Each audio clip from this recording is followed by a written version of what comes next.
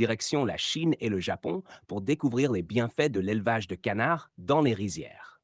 Let's go!